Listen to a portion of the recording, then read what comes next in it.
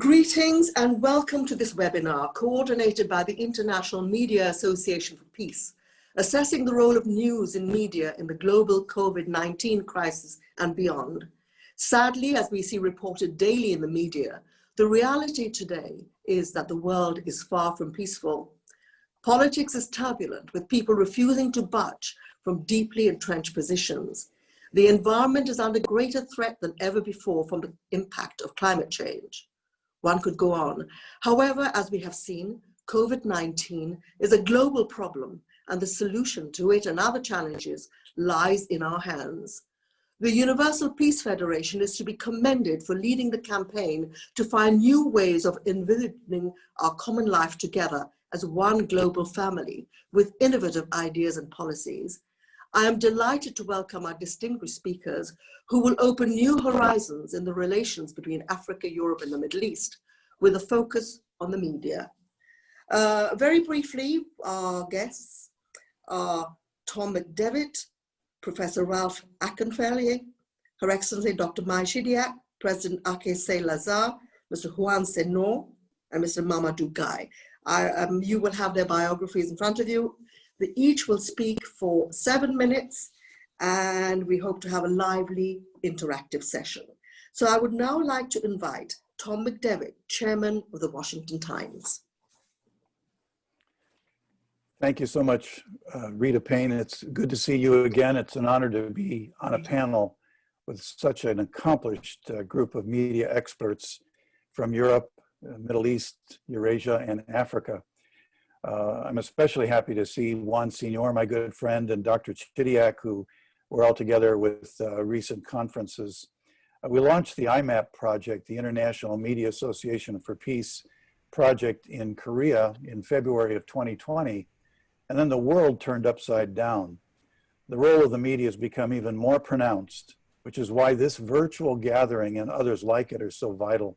I had the pleasure of joining the Asia Pacific program last night at 3 o'clock in the morning. And then now this Africa, Europe, and then later this afternoon, the US and the South America area. There's 3 different programs going on all over the world with literally every country in the world involved. Our theme is assessing the role of news media in the global COVID-19 crisis and beyond. The key question, is there opportunity really in this crisis? Can people really find hope? And most importantly, what's the role of the media? It seems the era is overcome with multidimensional critical challenges. Obviously, the COVID-19 pandemic has wreaked havoc and suffering throughout the world. Social norms have been disrupted. There's so many critical challenges. Our world is experiencing huge disruption. How we view these challenges is so vital. And as journalists, it's essential to seek what is most important in order to report the news with accuracy, fairness, and relevance. I appreciate the great grandfather of management science, Peter Drucker's point to executives to know thy time, understand the nature of time, the time that we're in. And in my decades of working with the founders of UPF, Dr. Reverend Sun Myung Moon and Dr. Hak Jahan Moon, I've come to really respect their insights. For example, in speaking before over 80 members of the US Congress a couple years ago, Dr. Hak Jahan Moon made this following statement that's pertinent to the time we're in right now. She said, "We look at this world and see unspeakable, inarticulate misery happening all over the world. It's impossible to solve these problems with just human power. What do we do from here on forward? We need to start a movement and an awakening that accents the existence of the Creator, a higher realm, a higher source of truth and of insight." In the face of so many challenges in the world, I believe we're witnessing a phenomenon. Underneath all of the turbulence, it's a global great awakening in my view. It requires a new mindset, an enlightened, grand, strategic view that's comprehensive, not just politics, not just economics, not just military. And we need new leadership, especially that of women. As the evangelical historian philosopher, my good friend Os Guinness likes to say, contrast is the mother of clarity. When the world seems so dark, the emerging light of a new view of life centered on the highest ideals of humanity that transcend the barriers of race, religion, culture, and national boundaries is now becoming more evident each day. It's a new view of reality that's beginning to take root. I think it's even equivalent or greater than the impact of Einstein's discovery of the theory of relativity.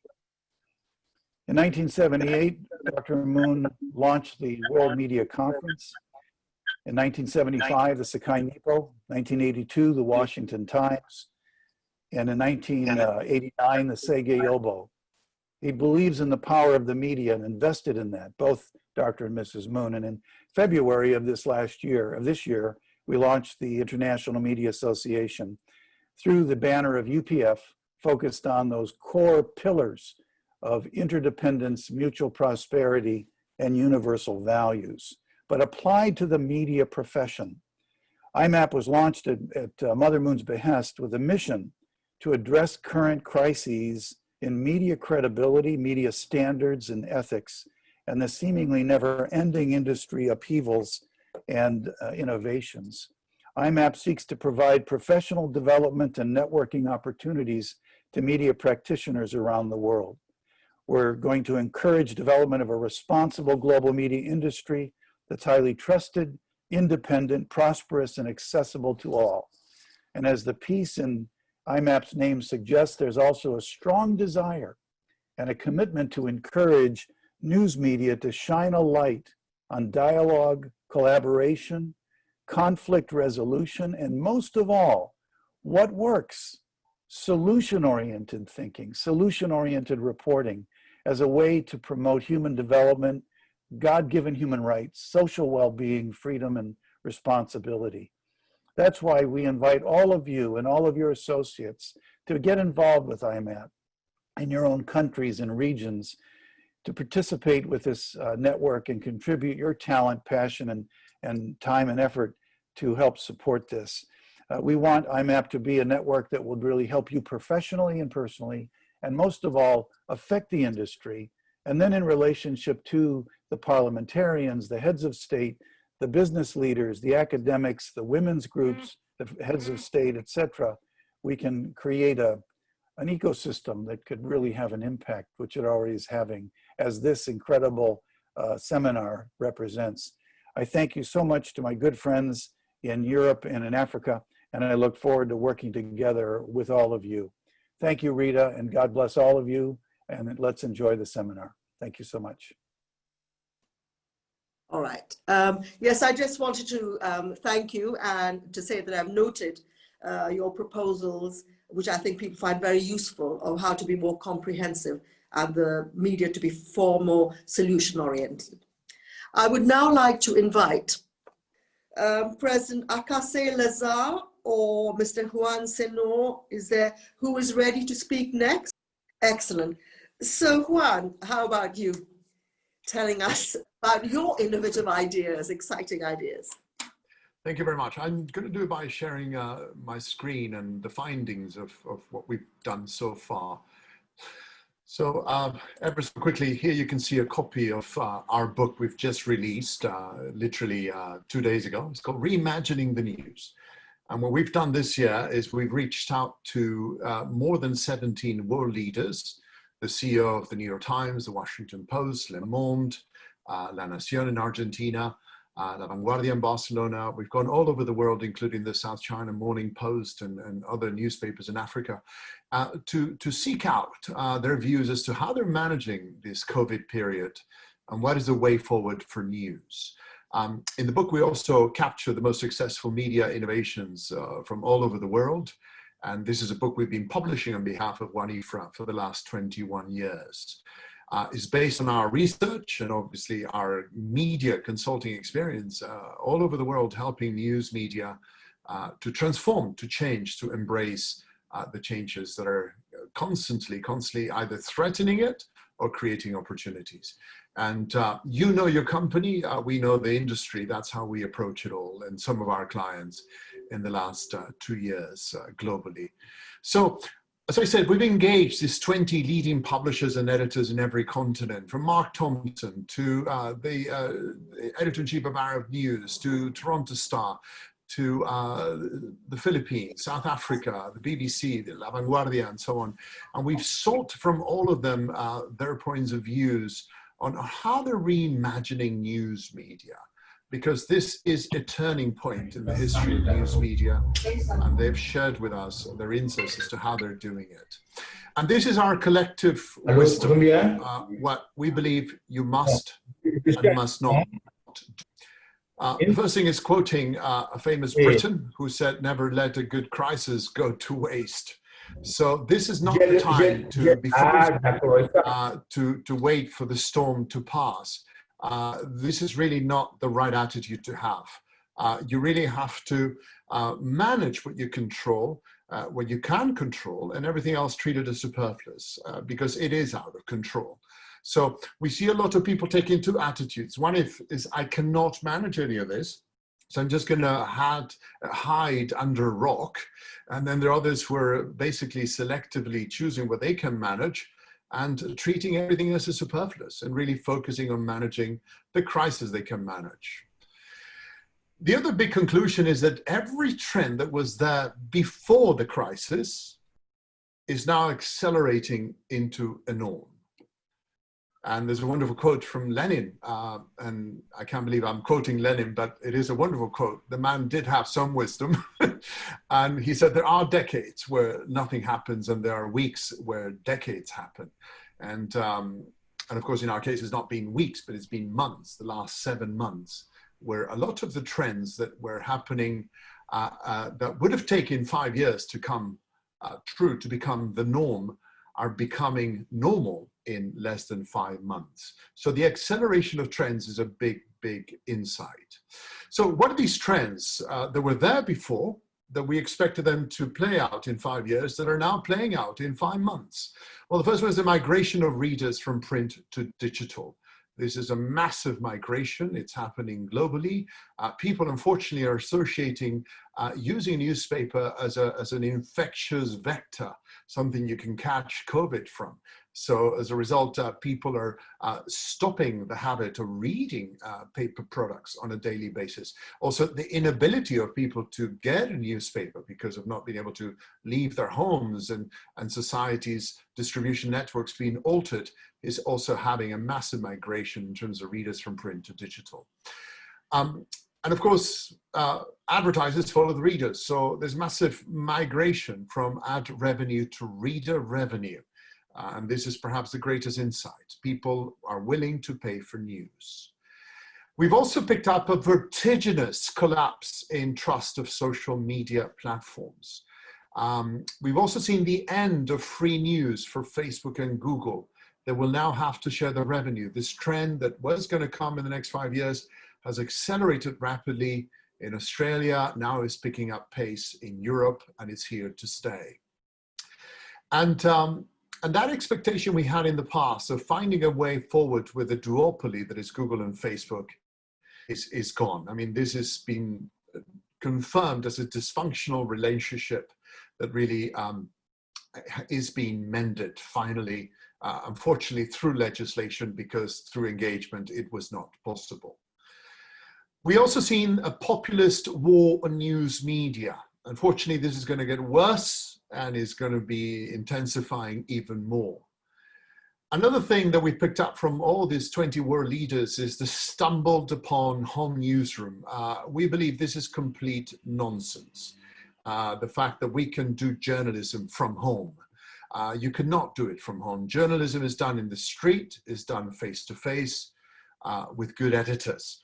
Perhaps you can do from home copy editing, you could possibly do some graphic layouts and so on, but journalism itself cannot be done from home. This pretense that somehow the profession can shift to working from home is a non-starter. Journalism is done in the field, it's sole of your shoes journalism. You need to meet sources, you need to witness events, you need to do reporting, eyewitness reporting. I need to doorstep politicians. They need to physically feel the heat of news media demanding answers of questions that the population that your readers have. So face-to-face journalism, not Facebook desktop journalism, is really what creates journalism worth paying for. There's also the aspect of a massive drop in productivity. Humans need a work-life, office-home balance. And home is for rest, home is for family. Productivity of journalists and workers is down 40% in many cases as a result of mixing home and office. So do not also shut down your print operation. We've seen a lot of people out of desperation shutting it down in a hurry. And again, this is, in many cases, we've seen it is to even convince yourself that you are digital first when you're not really digital first. Desperate measures for desperate times, yes, but these desperate measures must not become the norm. So you should only become digital first when your revenues are digital first. To rush into that headlong first is just not going to work. The business is going to transform itself because of this knee-jerk reaction of just shutting down print for the sake of money, saving that money, because you still have not built a digital first revenue business. You must become digitally sustainable before you become print unsustainable. And that's the great insight we can share from all these 20 global leaders that they've shared with us and we've captured in the book. The rise of fake news, believe it is being stopped. In a way, fake news is saving journalism.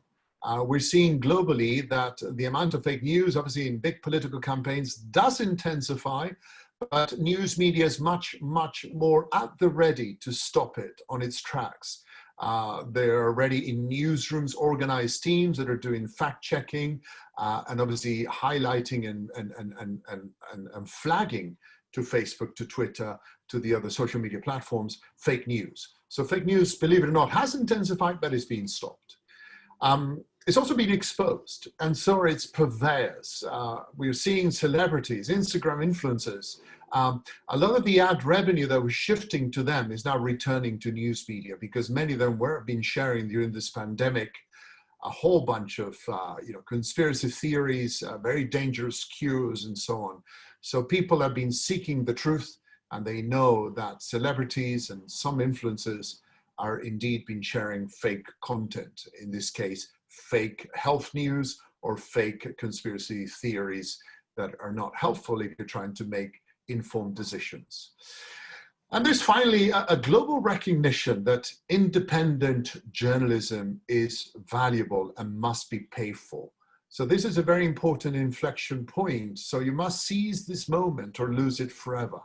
Journalism matters. It's been shown that it matters in a pandemic. Journalism that helps you make life or death decisions, literally. So people have rediscovered the value of journalism at a time when their lives were in danger. They've also rediscovered that journalism can hold populist leaders to account that have been ignoring this pandemic or brushing it off for their political expediency. So when people are really searching for answers in a global crisis, they realize that journalism matters, and therefore they realize they have to pay for it. In a pandemic, essential services are not free. Medicines, water, electricity, the internet, we all paid for them. In a pandemic, it's essential.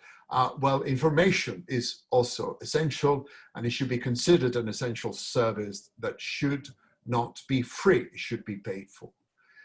So this is the moment to invest in newsrooms, to invest in journalism, and to sell it confidently, because we've been selling the wrong thing for far too long. We've been selling volume business, clicks, and therefore trying to sell ads versus those clicks. We have to stop selling ads, and we need to start selling journalism, because there's finally a global recognition that independent journalism is valuable and must be paid for. Again, seize this moment or lose it forever. Only journalism will save journalism. And everybody's talking about, in a pandemic, you must change or die. Well, you have to charge or die. Thank you very much. Thank you very much, Juan. As usual, you give us a lot of catchy points to remember The main message is that journalism is important, valuable, and should be paid for. So thank you very much indeed. I would now like to invite President Akase Lazare, the National Television Radio Company Côte d'Ivoire, to speak, if you are here to join us. Je suis là. Merci. Merci. I am here. Thank you and good morning, everyone. My name is Akase Lazare, President of the Administrative Council of the National Television of Côte d'Ivoire. I am a journalist by profession, and it is an honor and pleasure for me to take part in this panel on the role that media have played to curb the COVID-19 pandemic. What I can say from the outset is to give you some context about the situation in Côte d'Ivoire concerning the pandemic. My country, Côte d'Ivoire, has set up a health response to the crisis, which is working and which has helped us to limit the spread of the disease. Today, we have about 1.2 million people who are infected in Africa, out of which we have 18,000 for Côte d'Ivoire, and since the 11th of March, which is the date when the sickness appeared in Côte d'Ivoire and when the first case was recorded. Today, we have 117 people who have lost their lives due to the pandemic. We must say that authorities acted quickly and vigorously with the free distribution of 200 million face masks, as well as establishment of free testing centers and the building of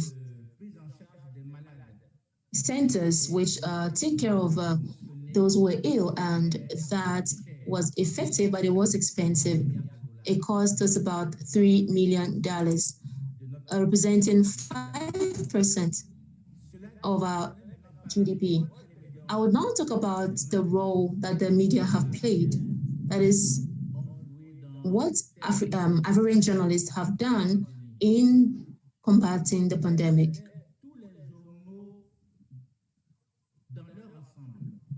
All newspapers in the country, without distinction about political affiliation,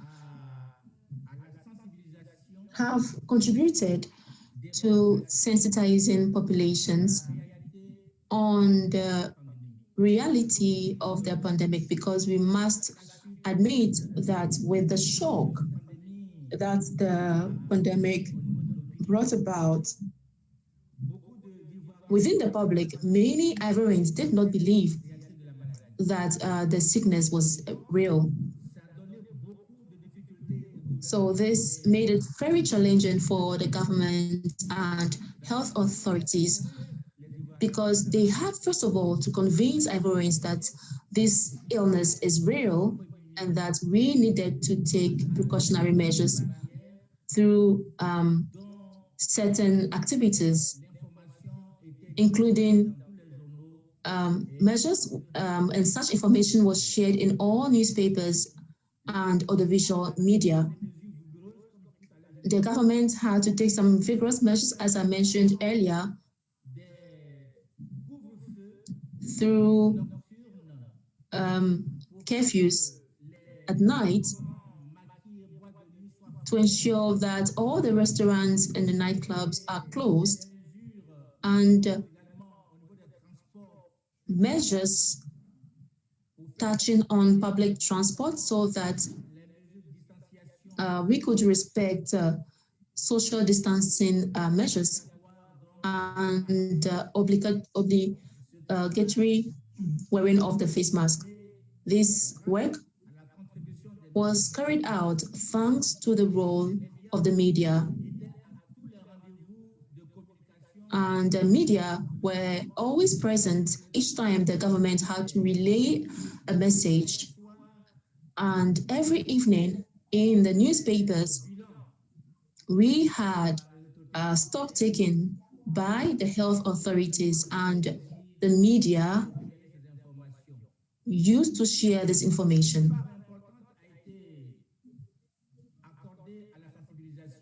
A significant aspect was also given to sensitization because, as I said, many Ivorians did not believe that it was a real disease because there was also fake news, a lot of fake news in the country, and news that made people believe that Africans could not be affected by this illness, and that even if an African was affected, he or she could be healed very quickly.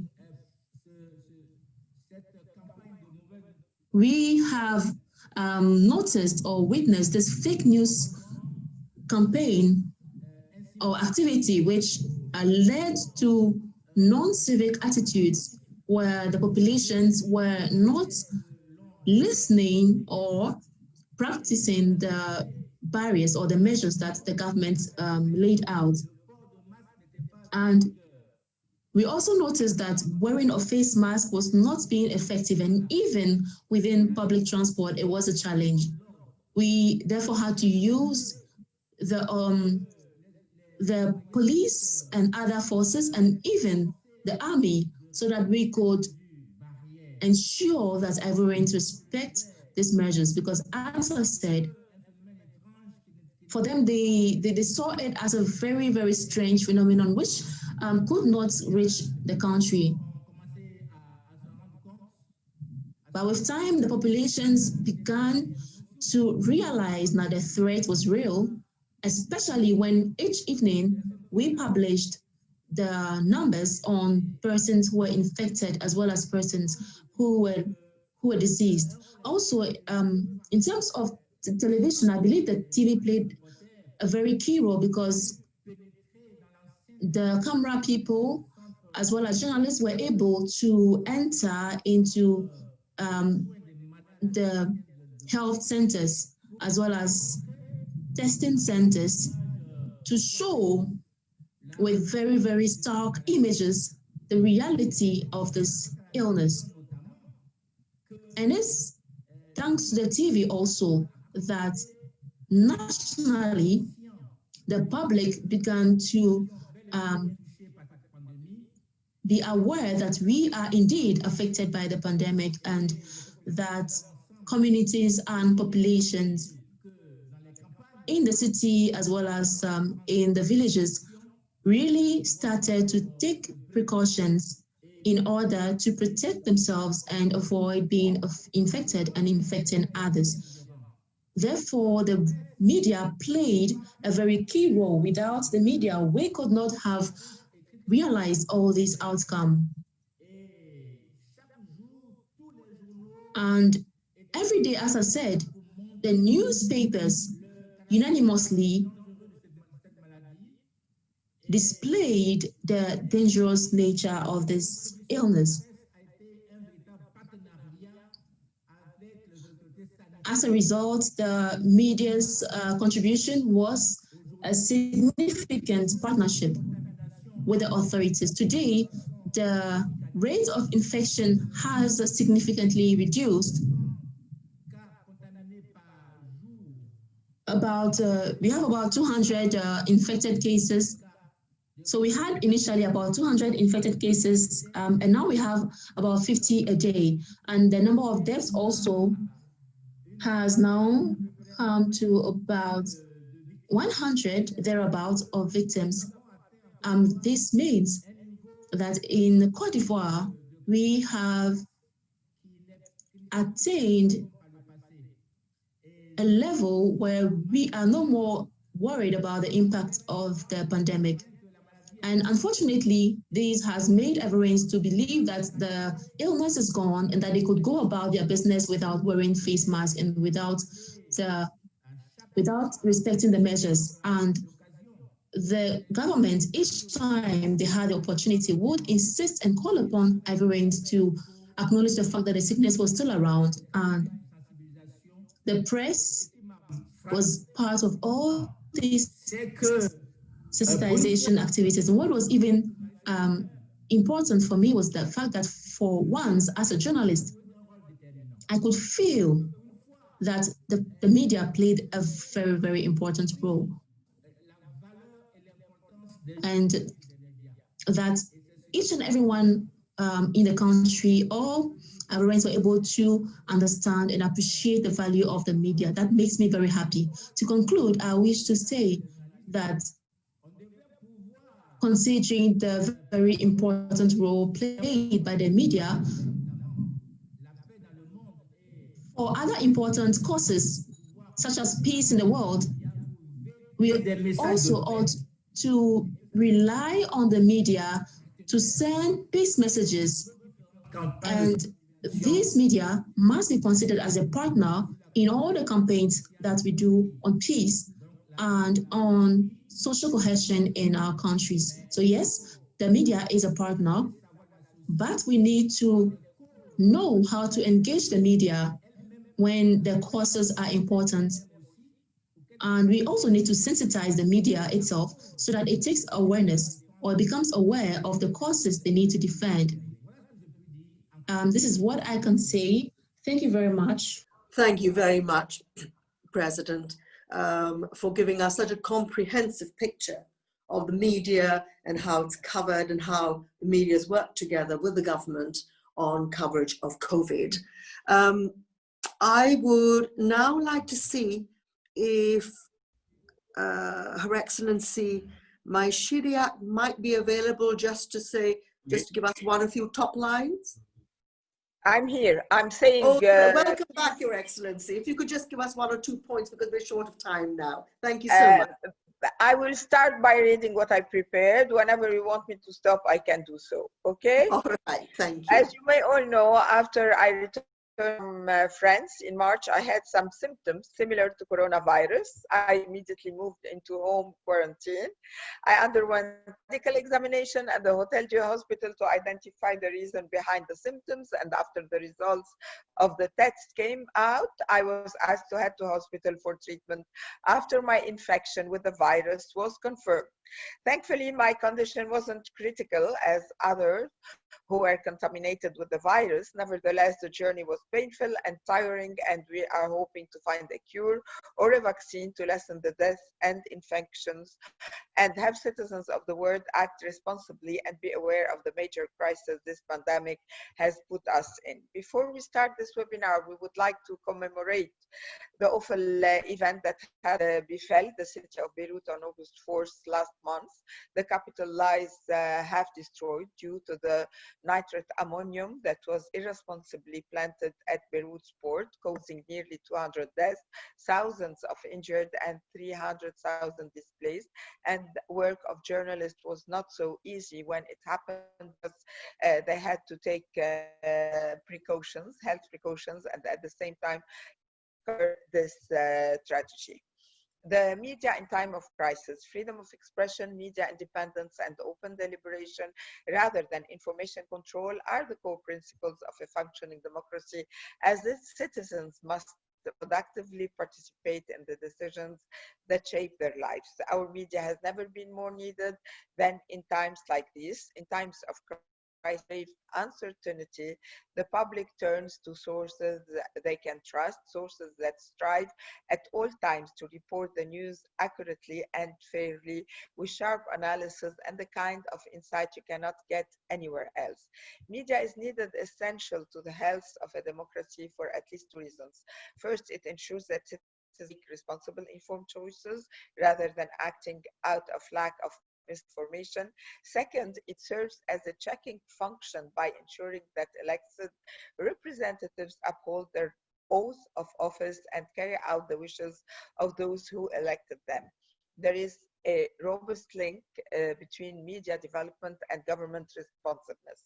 What is the role of local journalism media? Trustworthiness of digital news sources was at the heart of the discussion, but amid a deluge of information regarding the novel coronavirus, an important number of people were struggling to identify brands they can trust. A word without local journalists means a word without important life-saving information. Accurate information saves lives. In times of crisis, news media, data journalism, fact checkers, and investigative reporting shed light, whereas disinformation spreads fear and a chain of bad decisions. In fulfilling their role, journalists around the world are to cope with unprecedented professional challenges, ranging from switching to health coverage for those who had no previous specialization, to ensuring their own health safety while seeking to counter the spread of misinformation in what has been defined the first disinfodemic. A lot of misinformation surrounded the news of vaccines. Some media outlets spread rumors of a medication that could work and treat malaria. However, according to the World Health Organization, on 17 June 2020, WHO announced that the hydroxychloroquine HCQ arm of the Solidarity trial to find an effective COVID-19 treatment was being stopped. Dr. Didier Raoult has highlighted that the medication could be used to treat the COVID and had said that it is probably the least expensive and simplest way to treat coronavirus. President Trump himself has defended the idea and proclaimed that he has taken the medication already as a preventive measure. Some other doctors have gone against the idea of adopting this medication, and we are faced with the fact-checking phenomenon where it has become a bilateral argument. Personally, I was treated by it and I had seen results, and so the worldwide media has adopted both news, and the world is faced with these two scenarios. Thus, media outlets show that their information is credible, regard the World Health Organization as a credible source, and show readers that their information could be trusted. Thus, media outlets are lost. Which source is more reliable? Which information is more accurate? How to show that their information is the credible one? Should they adopt the World Health Organization as a unique credible source and show readers that their information could be trusted because it is based on WHO reports? Personally, I'm still confused, and this confusion is widespread globally, if I may say. However, it is important that trusted media sources don't just ignore misinformation, but attempt to counter it. This can be done by thinking about who their audience might trust, bringing in credible experts, showing empathy with those affected, using appropriate language, and thoroughly and carefully explaining terminology. For example, what does a community case mean? As such, the New York Times published a vaccine tracker to clear away any fake news regarding the vaccine for the COVID-19. According to the article last updated on September 10, the vaccines typically require years of research and testing before reaching the clinic, but scientists are racing to produce a safe and effective coronavirus vaccine by next year. This kind of news outbreak could cause two different scenarios, and the media is invited to stand on solid grounds and disperse the latest updates over the vaccine development to halt any sort of panic and mistrust and in the scientific arena. The importance of the media industry. Yes. Could I possibly stop you there for our next guest? But when there's a wrap, we'll be getting wrapping statements, and then you could most welcome to just finish off the 2 points he wanted. Would that be all right? Thank you very much indeed. So as you can see, our timing is very, very tight at the moment. So I will now invite Mr. Mamadou Guy, coordinator of IMAP Africa, to say a few words. And I'm afraid, Mamadou, you will have to say everything you want in 5 minutes. Thank you so much. Good morning, good afternoon, good evening. My name is Mamadou Guy, journalist, consultant, and expert media. I would like to start by expressing my heartfelt gratitude and appreciation to the founders of UPF, Dr. San Myang Moon and Dr. Hat Kahan Moon, the International Media Association for Peace, IMAP, that brings us together with the topic assessing the role of news media in the global COVID-19 crisis and beyond, is another masterpiece of Dr. Hat Kahan, the mother of peace and the only begotten daughter of God. Dr. Hat Kahan is the sponsor of this 3 days webinar organized by the Universal Peace Federation, which has a general status in the United Nations. For 3 days, various organizations under the umbrella of UPF is giving the world an opportunity to find true and everlasting solutions to the challenges of our modern era, including COVID-19. The media throughout history have played a major role in promoting evil, wars, genocide, hatred, slavery, colonialism, COVID-19, in promoting good as well, peace, reconciliation, forgiveness, freedom, healing, to mention those few. The media must be in the forefront to promote the action and deed of Dr. Haq Jahan that contains all the solutions Africa, Europe, the Middle East, and the rest of the world is looking for desperately. The COVID-19 have demonstrated the greed, the selfishness of countries and human race.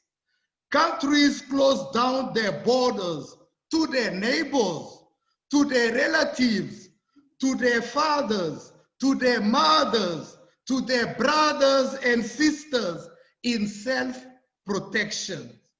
Dr. Haq Jahan Moon is teaching us that no country, doesn't matter how big you are, how strong you are, how rich you are, will not survive without living for the sake of others, and more importantly, without involving God. In conclusion, I appeal to the media to access the recently published biography of Dr. Haq Jahan Moon in order to better understand her dedication, her sacrifices, and her total investment in promoting interdependence, mutual prosperity, and universal values. I thank you all. Thank you, Mamadou, for your very passionate presentation. We just have time now for one question. And this is from Ruma Mahmood. And she's asked, what's the role of social media in playing work collaboration between continents, especially in Asian countries? Who would like to deal with this one? What about Tom McDevitt? Tom, would you like to take this on? I would defer to my colleague Juan Senor. I think he's done such a marvelous global study of the impact of social media, and I'd love to hear from him, Rita. I think that would be a great Juan choice. Senor, over Thank you, to Tom. you. I think globally there has to be an effort to hold them accountable for what's published on their platforms.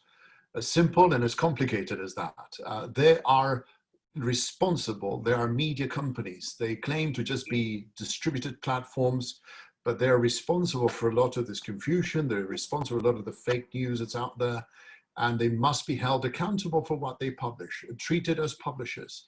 If not, we're going to continue with this constant dynamic of misinformation, propaganda, that in this case has led to the deaths of hundreds of thousands of people who have fallen victim prey to misinformation and have not acted accordingly. So they need to be held responsible for what they publish. And if not, then they need to be broken up as duopolies. A heavy hand is needed, in my opinion. There's been huge efforts to engage with them. News media have realized that they're responsible for whatever they publish. Like any other human being, you're responsible for defamation. You're responsible for publishing slander on digital. How come these platforms are not? Excellent, thank you.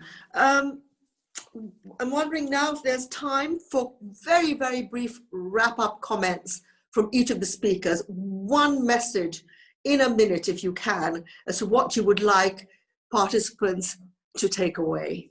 So first of all, shall I quickly ask Tom McDevitt? Sure. Thank you, Rita. Thank you for your moderation. You did an excellent job, and especially to all the participants who are in hundreds and hundreds and thousands, I think, are watching. I think the takeaway message that I'd like to leave in terms of journalism is something that the founder of the Washington Times and UPF said: before you're a journalist, you're a human being. And I think it plays along with what Juan just said, that the moral character, the ethical orientation, the sense of truthfulness is essential. And that's the core of that is being a good human being as a journalist. I think that's essential in every discipline, but especially in the media. Thank you. It's great. What about Her Excellency, Dr. May Shidiak? You had a few issues. Would you like to just say something to close? Being a person who has been through this terrible virus, I've been contaminated myself, and it was not easy to cope with. So precautions are very important, but the media has a big role for awareness, but at the same time to calm the and to make sure that people won't really be traumatized with this pandemic. It's very important to take the necessary measures, but the news media have to cover it in a professional way to spread awareness, but at the same time to keep on the good spirit and to teach the public how to handle this type of situation. Otherwise, psychologically, it will end up backfiring on the community, and we won't be able to go over it in little time. It's very dangerous as a pandemic, but at the same time, life has to continue. We don't have to go with business as usual, but the media has to play its role in spreading awareness, as I already said, but at the same time to give positive lessons to the audience, to tell them how to handle the situation. But journalists have to start by themselves, meaning take the necessary precautions themselves to give the best maybe example to others how to deal with such issue. Excellent, thank you. And I'm very, very sorry to know that you yourself has suffered from COVID. And I hope you are fully recovered. You look well, you are glowing. Thank you. And I think your comments have been really, really valuable, and your insights. So very grateful to you.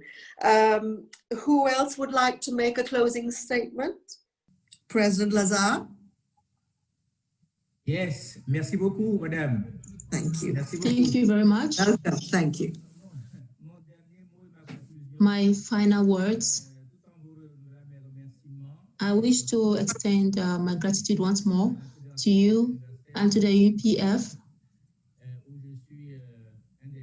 for which I am one of the leaders. I wish to say that the media's role is not one that should be neglected, especially when it comes to promoting peace values, on the condition that journalists themselves are sensitized to become partners who are aware and responsible, especially in our countries where crisis, political crises are frequent and lead to serious violations and death. The African journalist, and particularly the Ivorian journalist, must ensure that organizations which promote peace, such as the Universal Peace Federation, give us the means to support them to achieve peace. because journalists have not yet, all of them have not yet been conscious of this aspect. And on my part, I wish that the UPF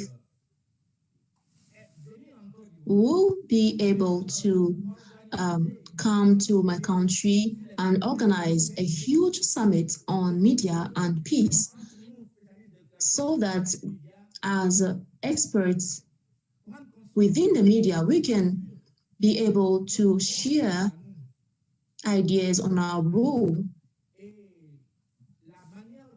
and the ways in which we can positively impact the social landscape and political landscape in our country, so that we can break the cycle of violence after elections that we organized. I believe and I have the hope that the Universal Peace Federation will partner the press and the media. And for that, I believe that our African leaders could support us in this regard. In Cote d'Ivoire, we have awarded a lot of journalists as ambassadors for peace, and they are ready to defend peace. But they need support, and they need us to help them to see the realities of the Federation in terms of the summit that it organizes. I want to commend Mr. Gemamadu and Mr. Adamadumia in this regard. Thank you very much.